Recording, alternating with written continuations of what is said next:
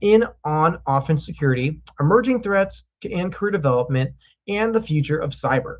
Prior to launching his current show, he also hosted the Hacker Factory podcast, further establishing himself as a trusted voice in the cybersecurity community. And I see him here in the back room, so I'm going to pull him over real fast and we'll do a quick little sound check. But also reference our raffle sponsor before I do that. We also have right down here, you donate $5, and this is now a chance to win one of 3 TryHackMe Premium account access for 30 days. So not only are you also helping hit our 5K goals, but you're also getting a chance to win some of these awesome prizes we have set. All right, let me go here real quick, and I'm going to pull in the man, the myth, the legend, Phillip Wylie. What's going on, man? How's it going? Good. How about you? I'm doing good, man. How was your weekend? I'm sorry, It's how was been your good. week?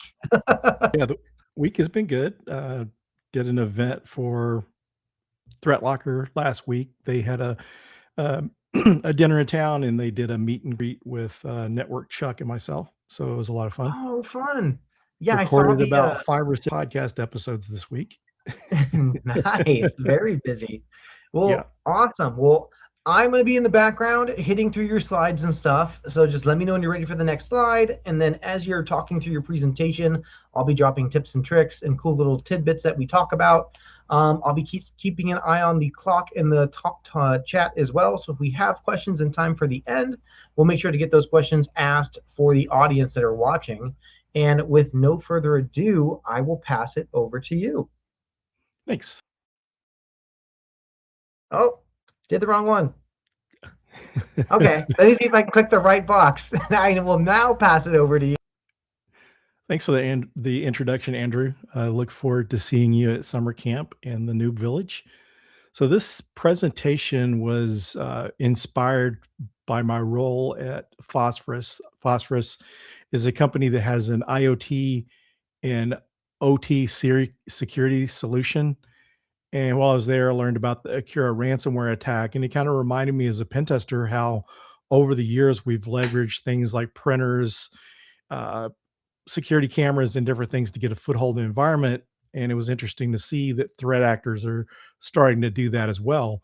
What's happened is the endpoint detection systems are getting a lot better, and it's a lot more difficult for threat actors to get a foothold.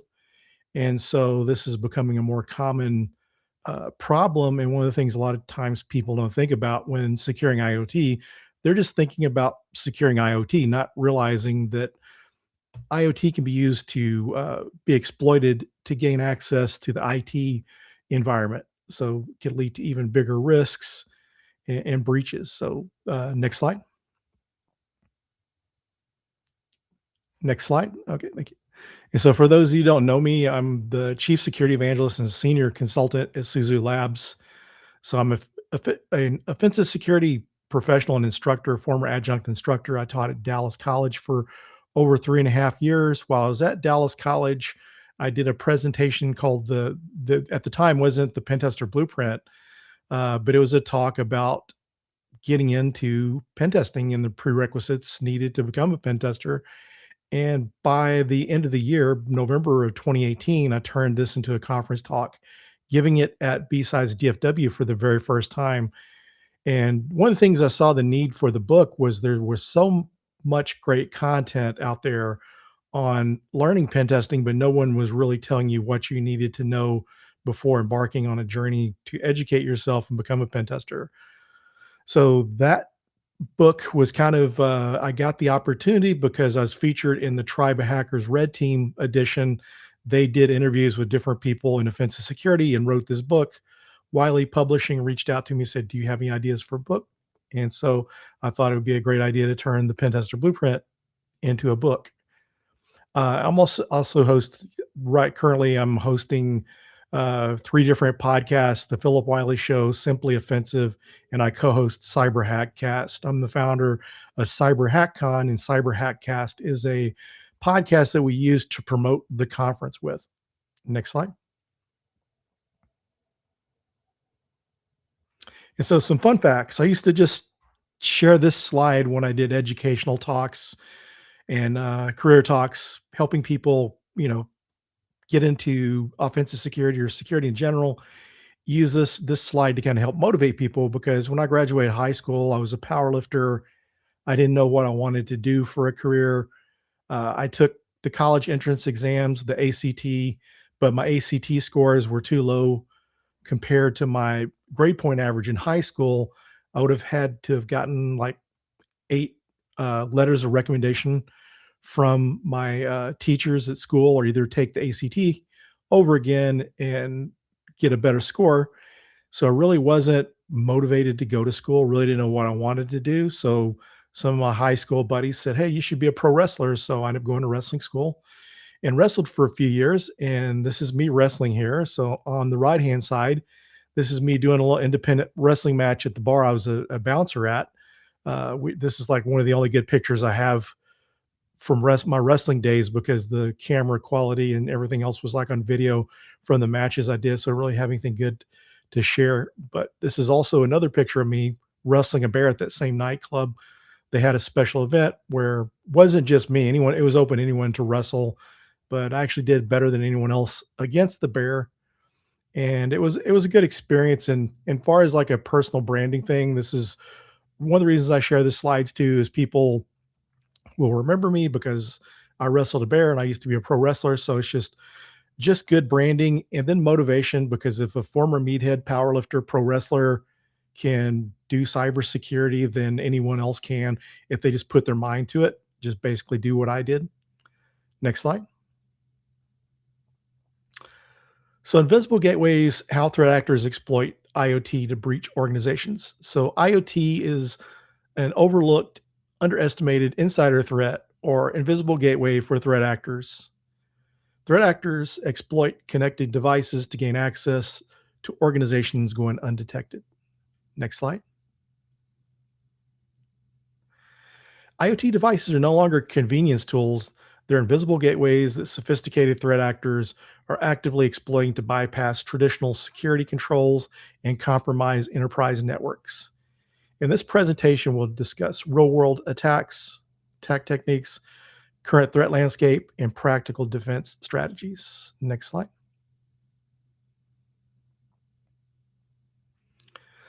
So the challenge, organizations rush to capitalizing on IoT efficiencies while overlooking critical security implications of deploying unmanaged, unmonitored, and often unpatched devices at scale. So expanding attack surface, 75 plus billion IoT devices were projected by 2020, 2025. Security gaps, 97% of organizations struggle with IoT security challenges. It's one of these things people, when they installed it, they really didn't think that it needed to be secured outside of protecting the IoT devices itself. In a lot of cases, struggles with any kind of security uh, solutions to help secure those IoT devices. High impact, 57% of IoT devices vulnerable to medium, high severity attacks. Overlooked threats, printers, cameras, BMCs often overlooked in security strategies. Next slide. So the expanding attack surface, so your traditional boundaries, your traditional IT, you've got hardened perimeters, monitored endpoints, regular patching cycles, centralized security controls, and expand upon that a little bit too. Those attack surfaces are going through vulnerability management. So regularly occurring vulnerability scans are going on. They're part of pen tests. But then when it comes to IoT, bypass security controls, unmanaged devices, irregular or no updates, distributed often forgotten. There's no kind of vulnerability management for these devices. They're not having pen tests performed against them. So IoT devices create invisible gateways that extend beyond traditional network boundaries, offering threat actors new entry points into enterprise environments. Next slide. And why this is an important point we've got to look at is as endpoints get more difficult to actually bypass to gain access to these systems, threat actors are going to look at other ways to gain access to the systems. If this is not working, they're going to try something else. And the thing about IoT is, as mentioned, these are not being monitored. These are not being updated. So if a threat actor gains access, then there's a good possibility that they're going to, you know, stay in the environment until something in the IT environment kind of alerts to their presence. So some common IoT misconfigurations, and this is very similar. If you look at this, this is pretty much mirrors IT environments. So default credentials, unchanged admin, root passwords, and just some and weak passwords in general. Overall theme is password hygiene, because there are password databases out there, password files that threat actors and pen testers alike can use to perform password attacks against systems. So this is a critical area that people get overlooked. There's websites out there that have like default credentials, and some of these websites that popped up with default credentials are really just to help the administrators and security folks that are managing these systems. If you lost access to it, or you bought a device and you're not able to get into it, you can look up some of the default credentials that allow you to log into it, so then you can configure it. So unencrypted communications, so plain text protocols using HTTP instead of HTTPS, Telnet and FTP instead of other encrypted and secure methods of authentication. And then missing authentication altogether, open management interface. So you see stuff like this on Shodan.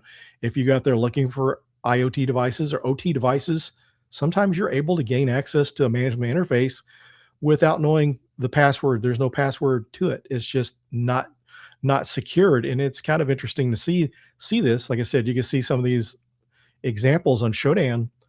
I once worked for an external attack surface management solution company, and one of the scans they did for a customer, one of the HDMI is one of the interfaces that controls an OT device, which OT is more kind of an industrial uh, type of IoT, to kind of simplify it. But their machinery, their factory equipment was exposed to the internet, no password required, and someone could go and start and stop any of these processes without having access. So the missing authentication, open interface management interfaces is a problem. Firmware vulnerabilities, known CVEs, outdated components, weak network segmentation, IoT devices on corporate networks, inadequate monitoring, no logging or anomaly detection, and physical security. So physical security, this is very important.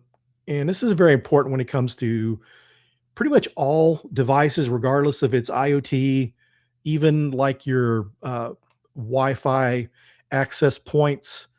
If these things are put down in an area where someone can easily access it, some of these devices will have multiple Ethernet ports, or maybe the threat actor can just take the port that the device is plugged in into and gain access to the network that they may be like in an area. So like if you have cameras in an entryway of a organization, and a threat actor is able to get in there, they're able to plug in. So they don't even have to gain access fully into the environment to get access to any of the network infrastructure. And so this is kind of a common problem and something to watch out for.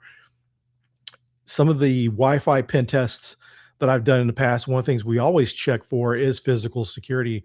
Are we able to get our hands on any of the Wi-Fi network devices, whether it's a controller or an access point? Next slide. So the typical attack chain is reconnaissance, initial compromise, lateral movement, persistence, and exfiltration. Pretty similar to a pen test or a typical attack. So reconnaissance, the threat actors are doing their network scanning, device enumeration, vulnerability identification to find out what the device is, to see what version of the software it's running, to see if there's any exploits for it. Initial compromise, exploiting default credentials, unpatched vulnerabilities, or weak authentication. Going back to the reconnaissance, you see the version of that device, and then you may be able to go in and find an exploit, or maybe there's some misconfiguration type of vulnerability with it. Because there's interesting that some devices will have backdoors. It's not a good thing, and we're seeing less of that. But at one time, a lot of devices had backdoors in it. So if the company had some kind of support agreement with the manufacturer, they would be able to easily access the equipment.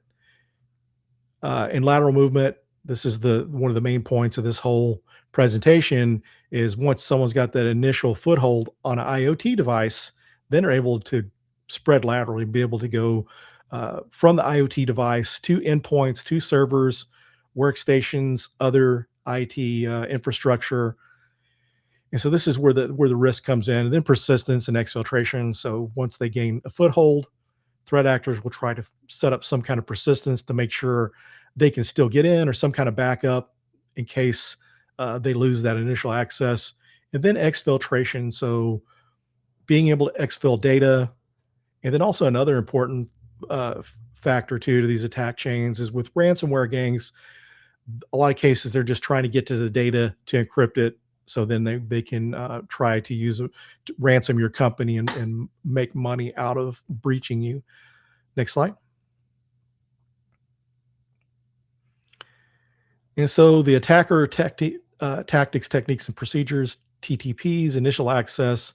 So credential stuffing, pretty much any kind of password attack here. You got password spraying, brute force attacks. So this just allows the threat actor to take those passwords and use them across multiple devices to gain access to it. And sometimes they leverage password dumps. So maybe someone in your organization or maybe some of your admin accounts may have been compromised, and threat actors can download these lists and they're able to do a brute force attack or password spray to gain access to those devices. So firmware exploitation. So back to the reconnaissance, they're doing reconnaissance, seeing the version of the firmware. They're able to look up if there's any exploits for that. And physical device tampering, supply chain compromises. So this is a really serious one here. You go back to think of Target is a big supply chain compromise. All this is nation state, but another thing to kind of just show you the seriousness of that when you had the radios and pagers in the Middle East, where the threat actors that the nation state was attacking, they were able to interfere, get in the middle of their supply chain, and send these devices with explosive capabilities in it. So post-exploitation, network reconnaissance, credential harvesting, botnet recruitment, and data exfiltration. And so one of the things here with the credential harvesting, when you're trying to gain access to those other systems, sometimes these passwords are reused. So then threat actors are able to reuse those credentials to gain access to IT infrastructure. Next slide.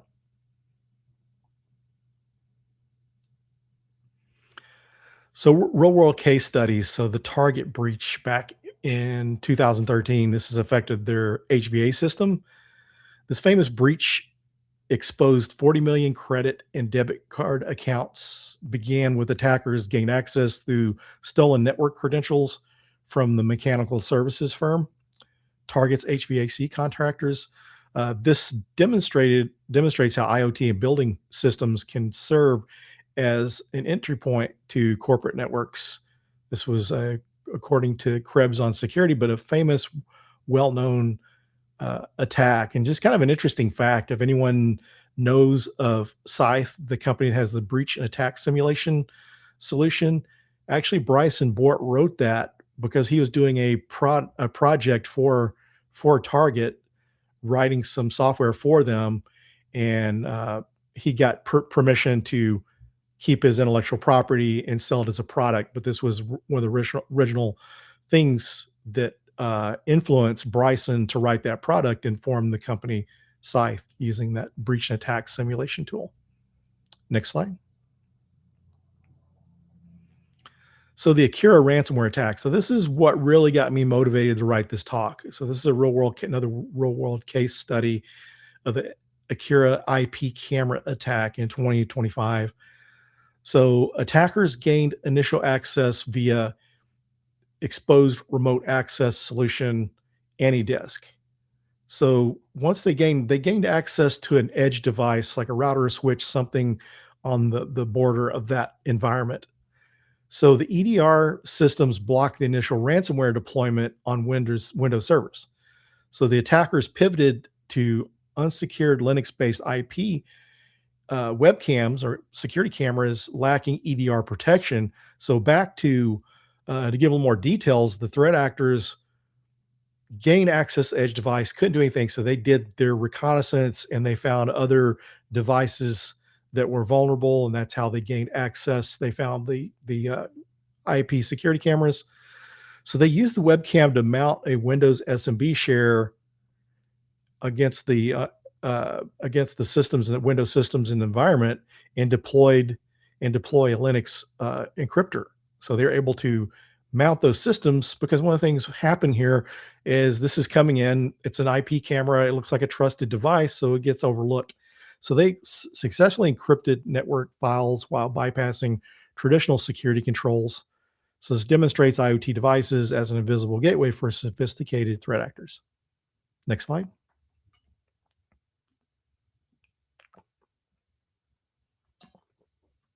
So another real world case study here was PrintNightmare from 2021. And this is like one of the first devices I ever learned of that could be used to exploit environments. And these usually set on the network of an environment. So this could have been one of those cases where Akira could have been in the environment on that webcam, and maybe they could have gotten some information from a printer. So PrintNightmare is a critical Windows print spooler vulnerability affecting two different CVEs listed above. Allows remote control execution with system privileges. So if you got system privileges, you can do quite a bit in that environment on that system. Affects all Windows versions, printers as unmounted IoT attack vectors. So the printer problem, 61% of companies experience print-related data loss in 12 months. Only 16% of IT professionals consider printers high-risk devices. 447,000 plus printers globally were estimated to be unsecured. People also look at this like at other IoT devices. They don't really see them as a risk. Some of the pen tests I've done before in the past would run tools like Responder to intercept traffic, to get like password hashes, to attempt to crack password hashes, or if passwords are being passed in clear text. Going back to physical controls, this is another example, is if someone's able to get access to that printer and they're able to look at the configuration, sometimes they can find valuable information to help them exploit the printer and gain access to the network. And when a threat actor is able to exploit credentials from these printers, they're able to reuse it in other areas, gain access to servers, network attached storage, and other IT devices. Next slide. So another real world study. Uh, so the attack chain, let's see, so target discovery. So attack chain, attackers scan for network printers. So this is back to the attack we just mentioned, the PrintNightmare. So they were able to scan for network printers with default credentials, driver installation, exploit print spooler to install malicious drivers, privilege escalation, gain access to system level access via printer drivers, and the network compromise, use the printer as a pivot point for lateral movement, gaining access to some of the computers and servers and other uh, systems in the environment that may have critical data or sensitive data. And it's kind of a key point here. Printers are IoT devices, often overlooked in security strategies, making them a perfect entry point for attackers. Next slide. So healthcare is an impact. And if anyone's familiar with healthcare, done anything in the healthcare space, you kind of realize that in those environments that some of the workstations and stuff are kind of not very secure. You see older, outdated versions of Windows on some of the devices that they use to log people in to the system that they're using to check them in and look at their charts and all that. So uh, that's one of the things here that's a big risk, because plus also you've got the data and privacy information, different health records of the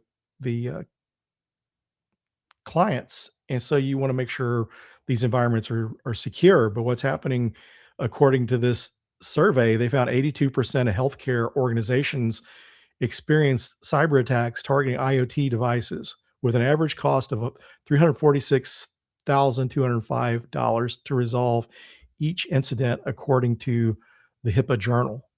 Over 1 million healthcare IoT devices exposed globally, including MRI machines and infusion pumps.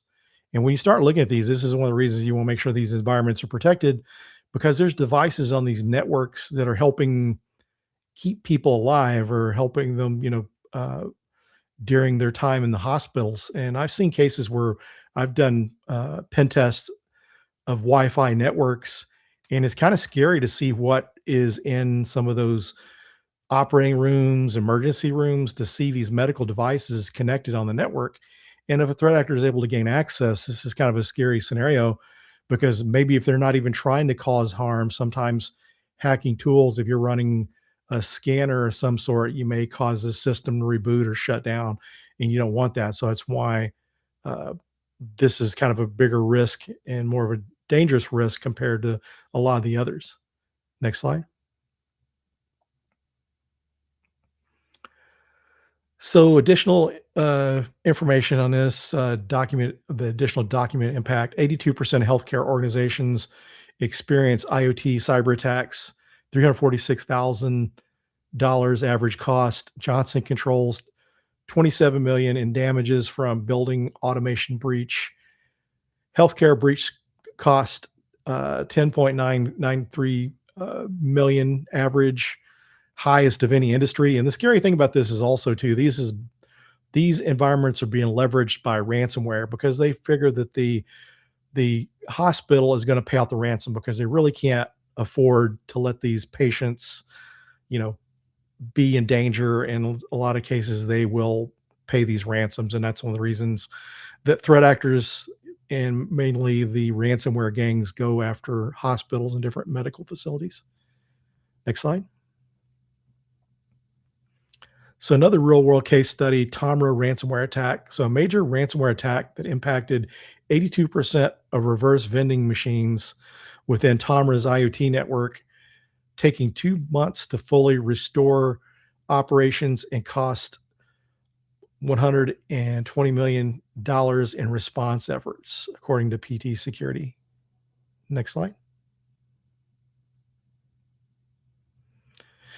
And so here's another instance that's kind of overlooked a lot of cases. And one of the things too, whenever I uh, learned about the Akira ransomware attack, it made me think of some other IoT style attacks. I've been in organizations where we're performing pen tests, and the iLOs, which are these boards, system boards that are built into the main board of servers, or it may be an extra board in the system.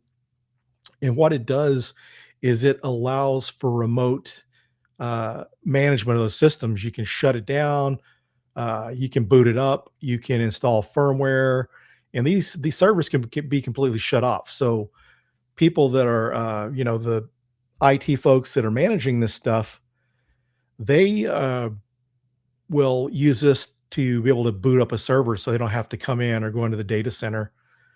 And so, at any rate, this is kind of a big risk. And I've seen some recent pen tests, little as back in 2024, we're performing a pen test, and we were able to intercept the credentials from one of these ILO boards, and they were able to take those passwords and reuse it to gain domain admin access. Because so be able to gain domain admin access to those systems. So a little more details on this. The integrated lights out board is what ILO stands for. It's for HP servers. There's other servers that have their own similar devices. Some cases people separate the connection from the main server, but a lot of cases they don't.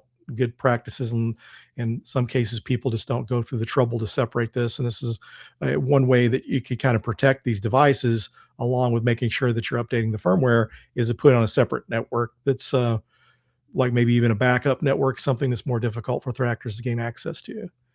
And so critical vulnerabilities, we have several different CVEs, one authentication bypass with 29 A characters, able to remote code execution in SSH server, and able to do authentication bypass, and then secure boot bypass and firmware compromise.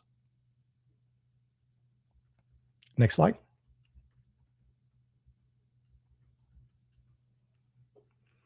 So iLOBleed implant, this is another iLO type of attack, active BMC baseboard management controller implant observed in the wild since 2020. So it affects Gen 8 and Gen 9 servers with iLO 4, potentially earlier models, provides persistent stealthy access. Newer versions of Gen 10 and iLO 5 systems can be affected. Over 779, so over 700,799 plus publicly accessible systems vulnerable to iLO BMCs via Shodan research. 5,126 devices running iLO 4, 2,332 running iLO 3, thousands more likely to exist behind firewalls. BMC firmware rarely updated in production environments. Next slide.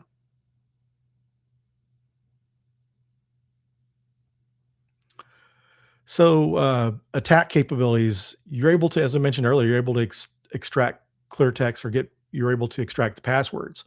One of these vulnerabilities to these iLOs is able to extract clear text passwords. So the pen test I was talking about, how we were able to take the credentials, we're able to extract the clear text passwords. And if you look in Metasploit, there's modules out there to exploit these different iLO attacks. Execute malicious code with system level privileges, replace iLO firmware with backdoored versions, host to iLO and iLO to host arbitrary code execution, and direct memory access attacks on the host. Next slide.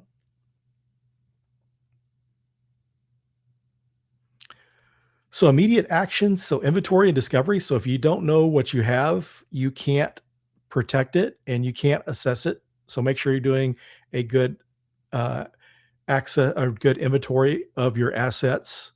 Network segmentation, isolate IoT devices from critical systems. Default security, change the default credentials immediately. And also consider rotating the passwords out.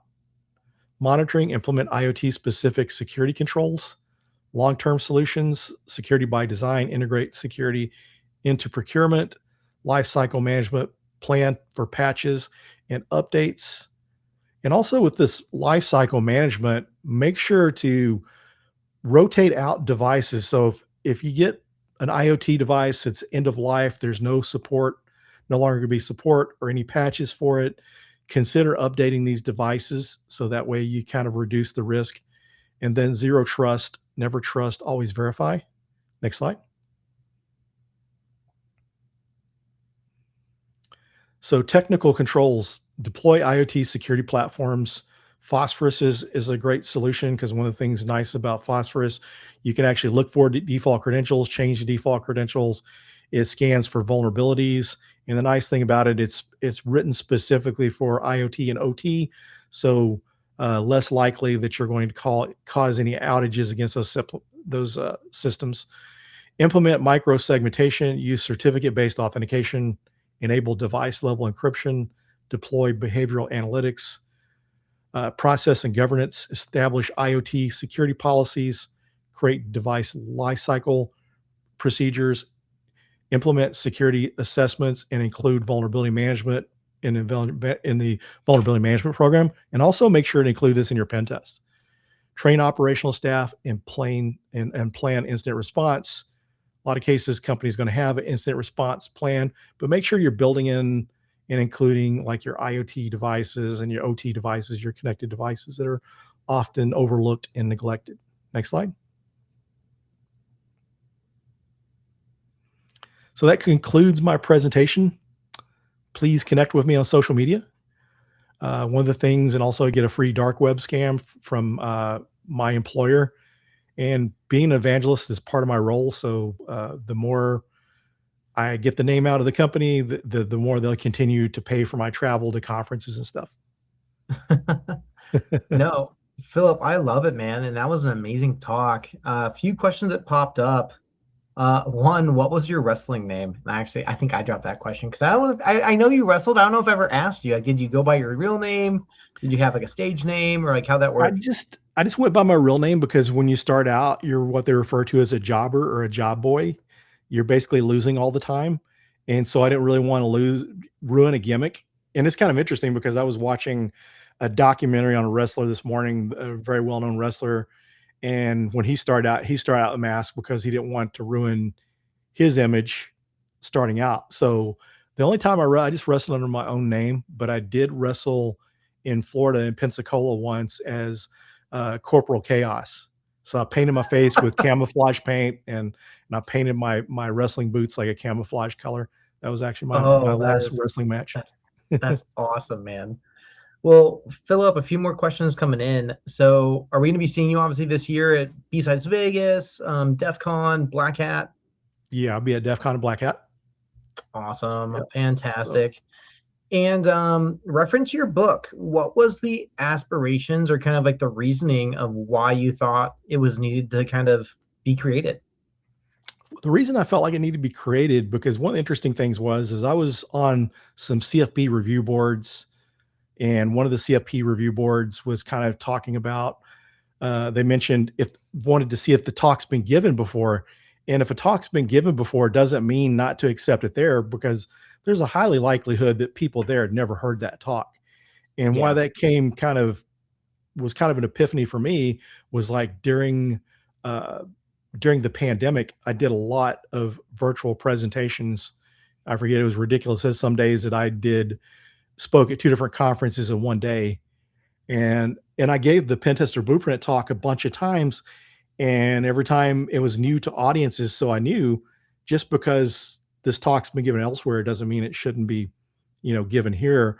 But one of the things that made me think was there's a lot of folks that aren't part of the cybersecurity community that don't have access to a lot of resources we have. So I thought if I put this information in a book, people that have no clue about cybersecurity industry, not connected to the community, will be able to find this information.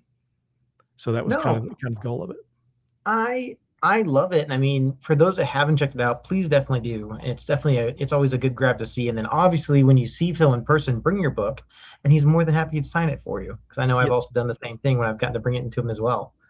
Another question I think, and I'm sure you've been asked this before several different times. Do you have, or when you're doing your penetration testing engagements or previous engagements, do you have a favorite tool? Do you have maybe one that's maybe underused or that you would recommend for pen testers? Like, hey, you know what's a really good tool to have under your belt to One of say, the oh man, I ones haven't used this in a Yeah. while. One of the ones I use the most, and a lot of people, I'll give you two examples. One of the ones I use the most that people know of, but they don't think it's that big of a deal is an Nmap, because Nmap has a lot of Nmap scripting engines or NSE scripts that you may be doing the pen test and you found some certificate vulnerabilities, TLS, SS, or SSL, and during a pen test, you got to validate those, and you can't use the evidence from the vulnerability scanner.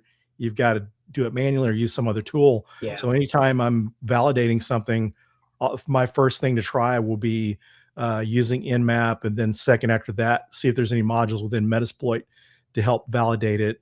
Another tool that's kind of underestimated, but they've kind of came out with. It's actually integrated in another tool was Nictu, and I've heard a lot of Okay. people downplay Nictu. Oh, that's old. But there's times I've used Nictu that Burp Suite or Nessus didn't find these vulnerabilities, and I found important stuff with Nictu. So Nictu, supposedly, I guess one of the people that wrote that worked for Project Discovery, and it's part of Nuclei now. So some of that functionality Oh, is built nice. into Okay. Nuclei. But that was just one of the tools I'd run along with my uh, Burp Suite and what other vulnerability scanner I'm running the environment, because sometimes it would find things the other ones didn't. No, fantastic. And obviously, I know you've done talks at several, many more, I'd say, than several. Probably getting close to the hundreds, or I'm assuming soon to be triple digits on talks. I I What are looked a your, while back. I looked a while back, and when I last looked, I've spoken over 156 times. oh my gosh, that's so cool, man. And speaking of talks, though, what would be your advice for maybe young junior pen testers that are contemplating making, maybe doing or submitting a CFP, what's your advice for them to maybe just maybe do it, or what do you think? Sure, I would say do it because one of the things you're gonna realize people downplay themselves too much. There's too much lack of confidence or imposter syndrome. And so just put it out there because one of the reasons I keep going is I figure I'll keep doing this as long as people get something out of it. And something you may think is not that big of a deal could be a big deal for someone else. So just get out there and do it. Find organizations because, like here in Dallas, we're lucky to have the Dallas Hackers Association, and we that's once a month, and they have you to do fire talks. So the fire talks are only like 10 Nice. minutes, and some conferences are starting to do more fire talks. So it's a good way to get up there and get practice presenting. But yeah, just and one of the things is very popular. If you're a pen tester, people love to hear stories of some attack chain, some pen test you've done. I've seen people that basically will do a talk basically on a pen test where they've done. Of course, you got to anonymize the data. You don't want to reveal Yeah, any scrub it. data exposure Yep. customer, but those are good things and they're very popular presentations. And if you don't feel comfortable speaking, one of the best tips that I can give you is go to Toastmasters. It helped Yep. me overcome my fear of speaking. Yeah, I think Toastmasters is a great one. Oh, here we go. Another question from Steven. Do you think there is still opportunity for junior pen testers with the development of AI? And I know with AI jumping in, like there's Kali AI, there's all these new AIs being leveraged with new businesses are standing up that they're presenting themselves as an AI pen testing automated thing. Yeah, what about our junior pen testers? Do they still have a chance? They do. They're just going to have to learn and embrace AI to be able to level up what they're doing. And one of the things I'd say too is do things like bug bounties to get experience with it. And if you're working in an organization that has a pen test team, see if they'll let you shadow or help out. And so, yeah, the thing is just because what's going to happen, and this has always happened over the years, is the veterans, the people who've been in the industry longer, are tired of learning and they're not going to learn new things. So if you come in knowing how to pen test AI, so that's the thing is be able to pen test AI because a lot of people have been doing this for a while, can't pen test AI. So learn how to pen test AI, learn how to use AI. And yeah, that's going to help kind of future proof you. There's a lot of people out there scaring and shaking up people, but then there's a lot of companies that realize that once the experienced people retire, there's no juniors to bring up or whatever. So smart companies realize that people are going to come about to their senses and realize that that's an issue that they've got to bring in people, you know, entry level and stuff and junior level. Well, for my senior and maybe mid-level pen testers that are watching this too and that are starting to embrace AI, where do you think their next pipeline needs to be when it comes into growth? So if you're using it to pen test with, that's one area, but learn how to pen test the AI. And Jason Haddix puts out a lot of content. Oh yeah. And then I No. think OffSec recently come out with an AI pen testing cert, and then Hack the Box came out with one a little earlier. So look into and always I'd say keep up with the latest technologies. Don't let yourself get antiquated and outdated. So make sure Yeah. that you're keeping up with the technology. And this can be more than just if there's a new technology out, there's not a pen testing course for it. Learn the technology because at the end of the Yeah. day, you need to understand the technology before you can secure it and before you can exploit it. Yeah, and it's I mean, Pat said it to you in our keynote this morning of like hitting and knowing your fundamentals and just keeping them just like riding a bike. Because I mean, as much as you want to know more and more and more, you can get so deep into the weeds and then sometimes skip over the little wins and kind of the little things that you can quickly find when doing pen tests, when doing blue team work, GRC compliance. So no, fantastic. Well, I don't think there's any more questions in the chat, Phil, and I know we're a little early, but last question I'll have for you before I kind of cut you loose and we'll do some more fill-in time for next gen is what's that final piece of advice you would give a junior pen tester trying to break into Red Team Cyber? One of the things I want to say is networking. That's one of the biggest things you can do because you're going to learn the most you can from networking. Some of the best things I've learned have been at LobbyCon, out at the conference in the lobby, talking to people because not everyone is comfortable getting on the stage, and you can learn some good information. And then nowadays with all the AI enabled application systems, it's getting more difficult to get selected to interview. But Yeah. if you know people, then there's an actual human you can hand a resume to, and there's a higher likelihood that the hiring manager will look at it, because this is a referral opposed to just going through some AI enabled system. No, that is amazing advice and fantastic. And yeah, trying to social engineer your way through the ATS system to get to a human is, I'd say, definitely a goal in itself. Well, Philip, I'm so excited. I'll be seeing you in Vegas. So, Yep. as always, as I've been mentioning to everyone, I'll make sure to get you one of our awesome Ginger Hacker Initiative stickers to say hi. And for those that will be seeing you there as well, is there any specific room you plan on hanging out with when you're there, or a village you're really excited to be in? Yeah, I'll be checking out the new village, of course, but then I'm also Saturday morning in the adversary village. I'm leading an offensive security panel at 10 a.m. Awesome. Saturday in the adversary Okay. village. So Awesome. I'll be there. Saturday Adversary Village leading a panel. That's Yep. fantastic. And that's Yep. going to be amazing to see. Well, all right, everybody. We're going to say goodbye to Philip, and we're going to kick him back to the back room as we Right. do some more plugins for our amazing mission here today, which is with Cyber Next Gen. I'm going to pivot back here to this other screen real quick. So, yeah, we are so excited. We are 100% on track, which is amazing, as always. And I want to make sure I remind everybody that we are here for Next Gen Cyber in raising and bringing our awareness for our cyber